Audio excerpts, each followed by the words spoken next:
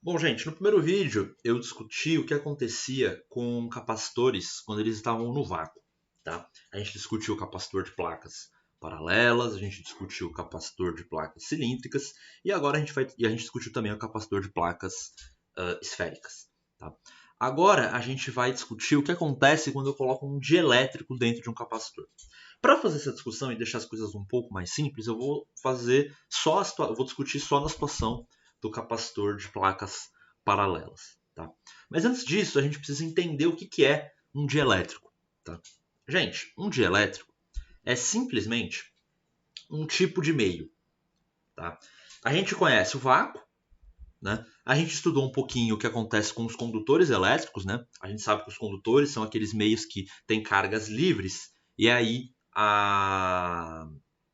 quando a gente estabelece um campo elétrico sobre esse condutor, essas cargas vão se rearranjar e se acumular nas extremidades do condutor de forma que o campo elétrico dentro do condutor seja nulo para que ele esteja em equilíbrio eletrostático. Tá? Agora, os dielétricos são uma outra classe de meios. Os dielétricos não possuem cargas livres.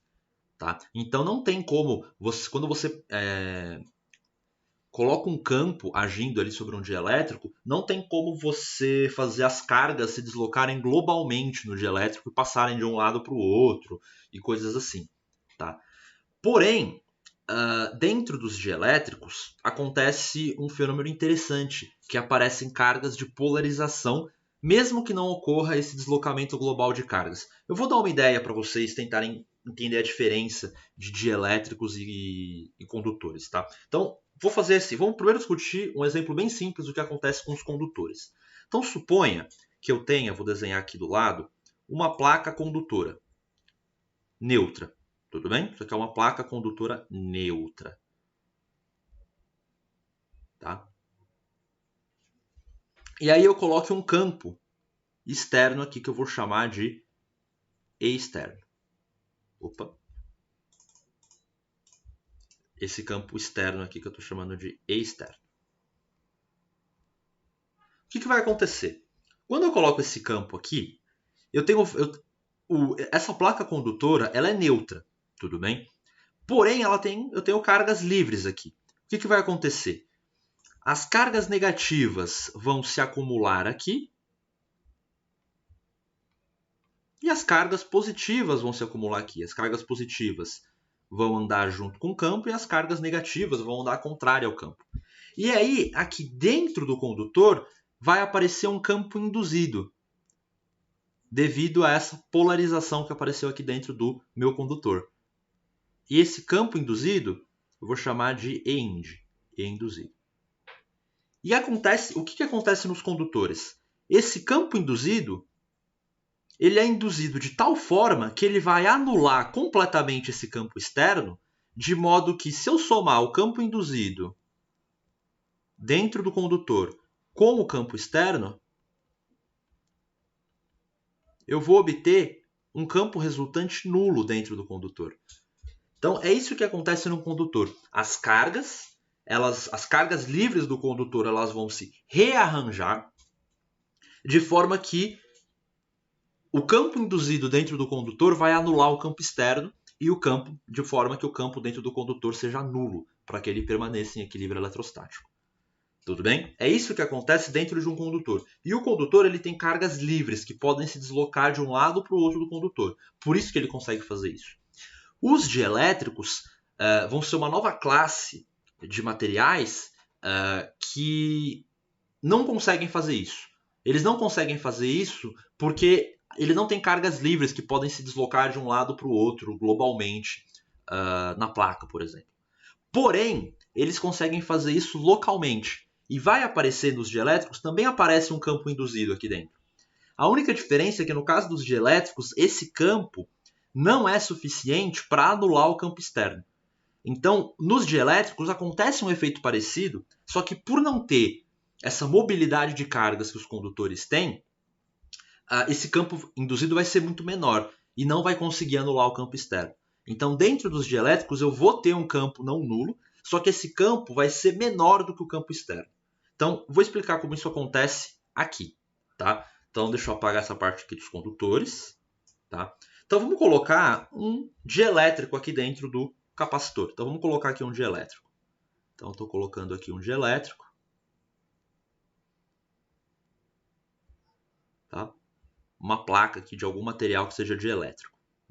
Um outro nome que a gente dá para os dielétricos é isolante. Tá? Os isolantes também são dielétricos. Bom, coloquei aqui uma placa de um dielétrico, né, que ocupa aí entre as placas do capacitor.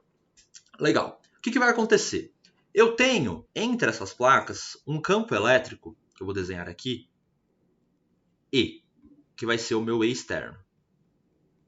Esse E externo é o campo produzido pelo capacitor. Tá? Dentro do dielétrico eu vou ter esse campo agindo. Tá? E como o dielétrico não tem cargas livres, eu não vou conseguir mover as cargas de um lado para o outro e de modo que da forma como acontece com os condutores. Eu não consigo fazer isso. Porém, os dielétricos eles são compostos por átomos e moléculas.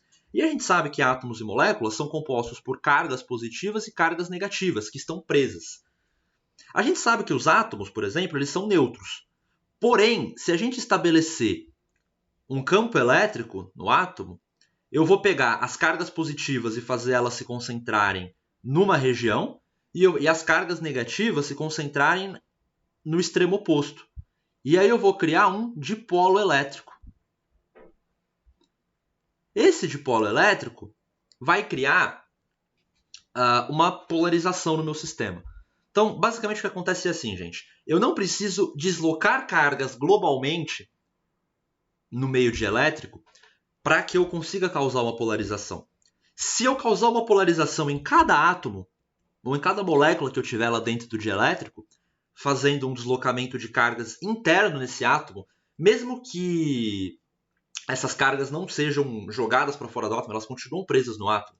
Né? Porém, eu consigo fazer as cargas positivas se concentrarem numa região e as negativas em outra região. Eu crio uma polarização microscópica em cada átomo. E quando a gente junta isso para todos os átomos do meu dielétrico, eu crio um efeito global. Então, o que acontece é um negócio mais ou menos assim, olha. Eu vou ter uma molécula aqui que vai concentrar as cargas negativas aqui e as cargas positivas aqui. Aí vai ter uma outra moléculazinha aqui que vai concentrar as cargas negativas aqui e as positivas aqui. E assim por diante, nas várias moléculazinhas ou vários átomos que eu tiver dentro desse dielétrico. Tudo bem?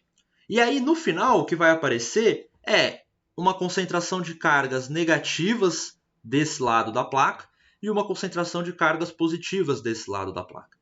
É óbvio que essa concentração vai ser muito menor do que aconteceria no caso de um condutor. Porque no caso de um condutor, eu ia transferir todas as cargas de um lado para o outro. Então, óbvio que eu ia ter uma concentração de cargas muito maior. Porém, no dielétrico, eu também consigo criar essa concentração de cargas.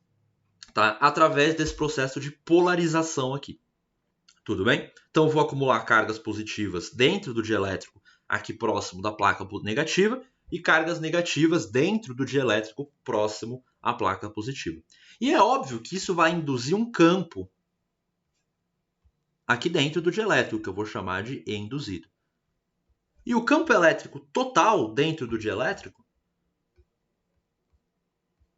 ele vai ser o campo externo devido ao capacitor, menos esse campo induzido. No caso, na verdade, aqui, gente, é mais, né? Porque eu estou fazendo a soma vetorial, tudo bem? Então, estou somando esses dois campos, só que eles têm direções opostas. Então, na prática, o módulo do campo total vai ser o módulo do campo externo menos o módulo do campo induzido. Beleza? De modo que esse campo total vai ser menor do que o campo externo. Tranquilo? Então, o que eu estou fazendo no fundo é reduzir o campo total. Beleza? Ok. Então, é isso que está acontecendo. Tá? No caso dos condutores, o que acontece é que esse campo induzido ele é igual ao campo externo, de modo que eles se anulam e o campo total fica zero. Tá? No caso dos dielétricos, o campo total não vai ser zero, porque o campo induzido vai ser menor do que o campo externo. Beleza? Bom, Aí, se eu for entrar em detalhe aqui, a gente poderia ficar discutindo horas e horas o que acontece. Eu introduziria, por exemplo, o vetor deslocamento elétrico, o vetor polarização. A gente poderia discutir propriedades de compostos de materiais dielétricos, materiais isolantes. Uma aplicação interessante que a gente pode discutir, por exemplo, é a refração da luz quando ela atravessa de um meio a outro. A explicação da refração da luz vem por causa dessas cargas de polarização que são induzidas dentro de um dielétrico. Né? A gente poderia discutir várias e várias coisas aqui, mas eu não vou entrar nesse detalhe porque não é o escopo desse curso. Tá? Eu só queria ilustrar para vocês o que acontece dentro do dielétrico e aí como que isso vai afetar a capacitância do sistema. Tá? E o grande ponto é assim. A gente sabe que no vácuo,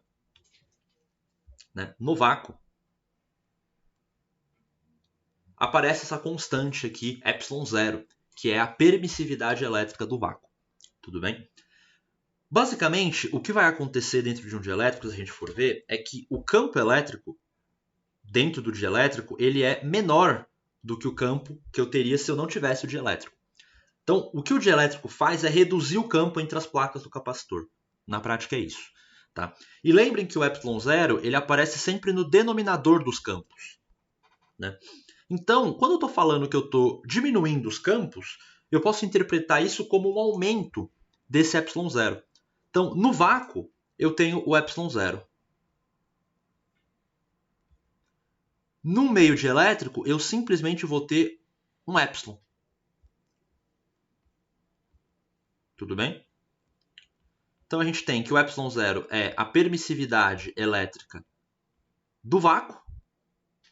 E quando eu estou num dielétrico, eu vou ter uma permissividade elétrica que é ε. Então, por exemplo, a gente sabe que o campo elétrico no vácuo, ele é sigma, no capacitor de placas paralelas, ele é sigma sobre ε0. No meio dielétrico, ele vai ser simplesmente sigma sobre ε. Ele vai ter uma nova constante de permissividade elétrica. Tudo bem? Essa é a grande mudança. Tem uma discussão microscópica para isso, envolvendo cargas de polarização e tudo mais, mas a gente não vai discutir isso aqui, não é o escopo do curso. Tá?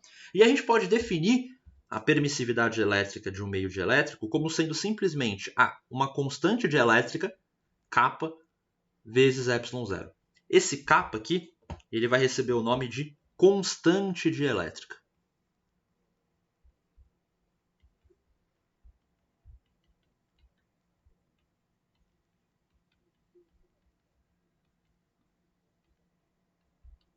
Tá? E o que vai acontecer basicamente nos problemas é que as fórmulas dos campos dentro de um dielétrico, vão ser exatamente iguais às fórmulas do campo no vácuo. A única diferença é que eu vou pôr um kappa junto com ε0 aqui. Eu ponho um kappa aqui, ó. E aí eu tenho o campo no dielétrico. Tudo bem? Então é isso que a gente vai fazer. Basicamente, essa constante dielétrica é sempre maior ou igual a 1. Tá? No vácuo, ela é 1. Em um meio dielétrico, ela é maior que 1. De forma que a permissividade elétrica no vácuo vai ser sempre maior do que 1. Vai ser maior do que a permissividade elétrica. A permissividade elétrica no dielétrico vai ser sempre maior que no vácuo. De modo que o campo elétrico dentro do dielétrico vai ser sempre menor do que o campo elétrico no vácuo. Tá? E aí, qual é o efeito disso sobre a capacitância do sistema? Vocês lembram que a capacitância ela era simplesmente... Deixa eu só controlar aqui. A capacitância ela era simplesmente definida como a carga que eu conseguia armazenar dividido pela diferença de potencial que eu estava chamando de φ. Né? Bom, o que acontece? Quando eu coloco um dielétrico, eu não afeto essas cargas aqui. Ó. As cargas armazenadas nas placas dos capacitores, elas não são alteradas. Então a carga não muda. Porém, como eu reduzo o campo, se eu reduzo o campo, eu vou reduzir a diferença de potencial. Consequentemente, eu vou aumentar a capacitância. E eu vou aumentar a capacitância por um fator kappa, por esse fator aqui. Então, se no vácuo a capacitância era C, no dielétrico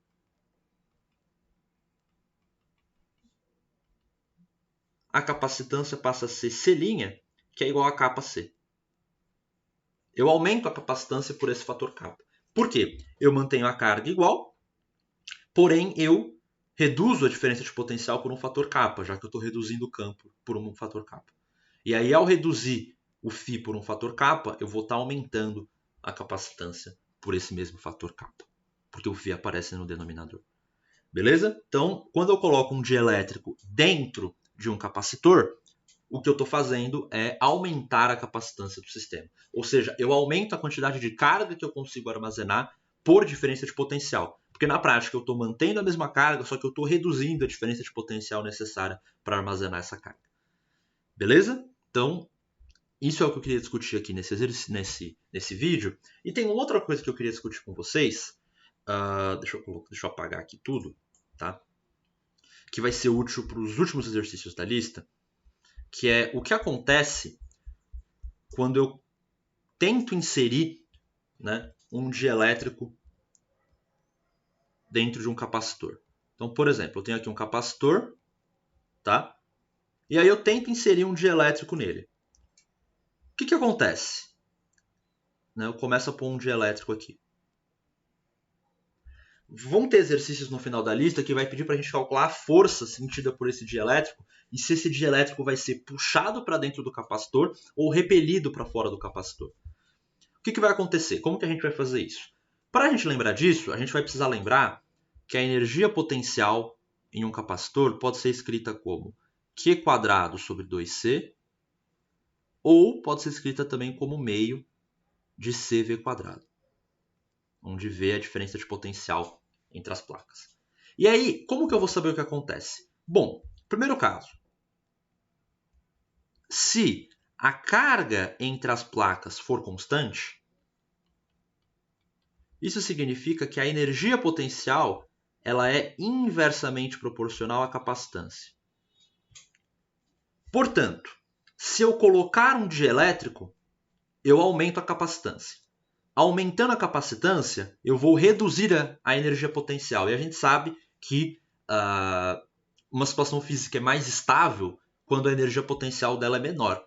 Então, quando a carga acumulada nas placas do capacitor for constante, quando eu coloco um dielétrico, eu aumento a capacitância.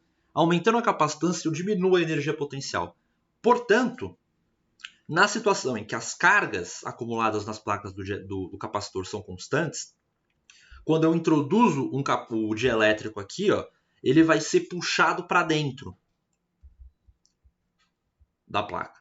Porque quando ele é puxado para dentro da placa, eu diminuo a energia potencial porque eu estou aumentando a capacitância. Tudo bem? Então é uma situação fisicamente, energeticamente mais estável, então ele é puxado. Agora, se eu tiver o capacitor preso numa bateria que fornece uma diferença de potencial, uma tensão constante, aí nesse caso eu tenho que olhar para esta expressão aqui.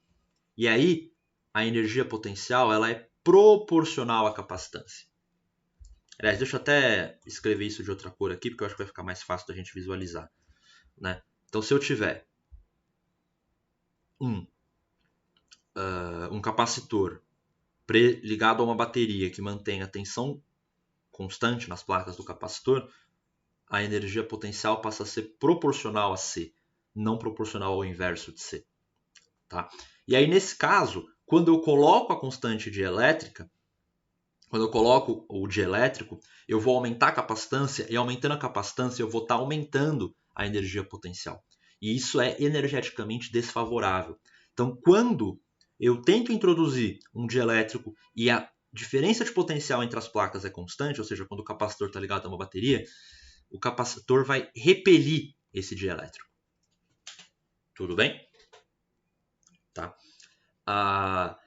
Vão ter exercícios, eu vou resolver um desses exercícios com vocês, da lista, em que a gente vai calcular essa força, efetivamente. Tá? E aí eu vou explicar para vocês como a gente faz isso. Tudo bem? Dá para fazer nos dois casos, depende de qual é a situação do problema. Beleza? Então era isso que eu queria discutir com vocês sobre dielétrico. Próximo vídeo eu vou resolver exercícios aí sobre capacitores e dielétricos com vocês. Ok? Obrigado.